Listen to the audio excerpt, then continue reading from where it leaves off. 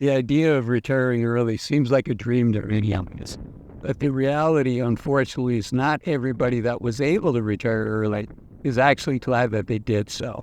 So many of us wish we had a crystal ball and we could look into our personal future and say, will I be glad that I retired early in 5 years or in 10 years? And while I don't have a crystal ball, I do have two things I want to share with you in today's video. The first is a result of a recent survey by the National Bureau of Economic Research, where they interviewed early retirees to find out if they did have regrets and what were those regrets. And the second thing is I'm also going to share my thoughts, having been a financial advisor for over 20 years and having helped guide hundreds of families into retirement. Okay, let's start off with this survey. Again, it's the National Bureau of Economic Research. The study came out in September of 2022, and it was revised a year later in 2023. And it's called The Financial Regrets of Older Aged Americans. And what they found is 52% of people regret that when they were younger, they didn't save more. Okay, well, that seems pretty natural. Once you're in retirement, you're going to wish that you had saved more for that retirement. But here's an important statistic. A third, 33%, wish that they stayed on the job longer and they had not retired early. And I can tell you as a financial advisor in my 20 years of experience, I think that number is closer to 20% for me, but we're probably looking at a different category of folks, a different swath maybe. So 20% to 33%. 33% seems a little bit high. And then 19% regret taking Social Security early. So let's jump into each of these regrets. And let's start off with the Social Security one, because that's a really important decision for all of us. In fact, the Federal Reserve reports that half of all Americans rely on Social Security for half of their monthly income or more in retirement. So when we choose to take Social Security is really important.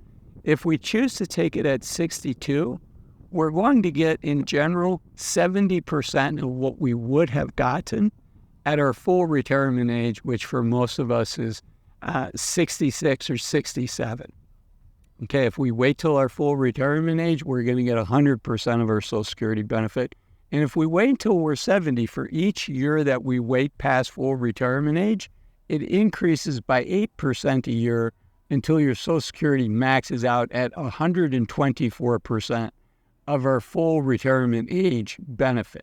So the difference between retiring at 62 and taking a 70% benefit or waiting until 70 and getting 54% more, that's a little over 75% more in monthly payments for the rest of your lives. Now, I do want to share with you, most people don't realize this, but there is a do-over with Social Security. You get to do it once in your life, and you have to do it within the first 12 months of having started to take Social Security. You want to look this up, but I want you to put it on your radar screen.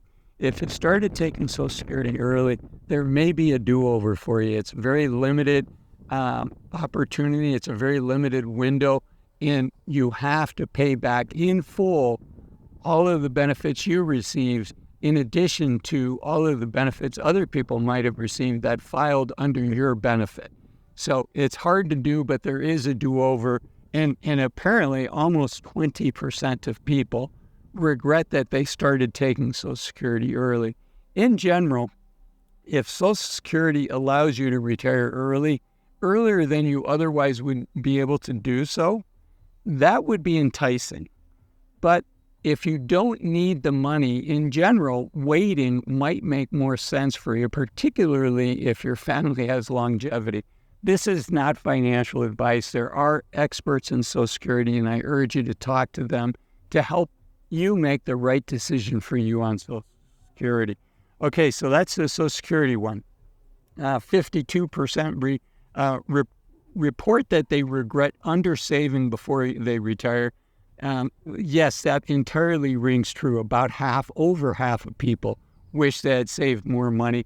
That is my experience with my clients as well. We can't turn back the clock. We can only do what we do. But the reality is we as Americans are not good savers, unfortunately. Over half of all Americans report having $0 saved for retirement, and 80% of Americans have less than $100,000 saved for retirement. And the Federal Reserve, in their report that they put out every 3 years, the Survey of Consumer Finance, reports that the average 55 to 64-year-old, it's the median, half have more, half have less. This is median household net worth. Now, net worth would include the value for most of us, our home equity if we own a home, plus any savings that we have, whether that's in retirement accounts or other. So the median is $364,000. So that's not a lot of money. So it doesn't surprise me that half of Americans that retired early wish that they had saved even more money. Okay, now what about the 33% wish that they had continued to work? My experience would be closer to 20% of early retirees wish that they had continued working. What's causing that? And more importantly, what can we do if we're thinking about retiring early? And the number one thing is just thinking about, what's going to be your purpose in life? For most of our life, our purpose has been handed to us, right? When we're young, when we're kids, our purpose in life was, to be a student, to be a good child. But really, that stage of our life was about learning. And that goes all the way until we learn a trade or we go to college and learn a profession. And then our purpose in life is, to have a solid job, to make our ends meet, to provide for our family, to raise a family if that's something that's important for us. If we choose to get married or have a significant other, it's being a good partner for that person. But for most of our life, our purpose and our mission, much of that has been given to us by society. And really, when we retire, there's not a lot of guidance from society, and I think that's a good thing, of what our retirement should look like. And, many of us have been following the rules our whole life, so I'm glad that there's not a set of rules, a set of expectations we're supposed to have in early retirement. And in retirement, we can create that and make that what we want it to be. For instance, I just retired a little over 100 days ago, and I'm in Guatemala, and this lake behind me is Lake Atitlan, and it's one of the largest natural water lakes in all of Central America. And I get to define what retirement looks like for me. You get to define that for you. And I think that's a good thing, but it can also be a source of stress for people as they think through, now that I no longer have to work, now that I'm in retirement, now that, the world literally is your oyster and you can do whatever you want, whether that's traveling, whether that's spending time with your grandkids, whether that's doing hobbies, whatever it is, we get to define that. But it's super important that we spend the time thinking about what that purpose is going to be. Otherwise, we can have this sense of loss when we first retire. And that's why I think 20% to 33% of people are thinking about what their purpose is, and maybe they regret retiring early. So if you like this video, I think you'll also like this video here, which talks about the flip side of this, which is why waiting to retire to 65 might be a big mistake. Thanks for watching this video. I'll see you in that one. Bye-bye.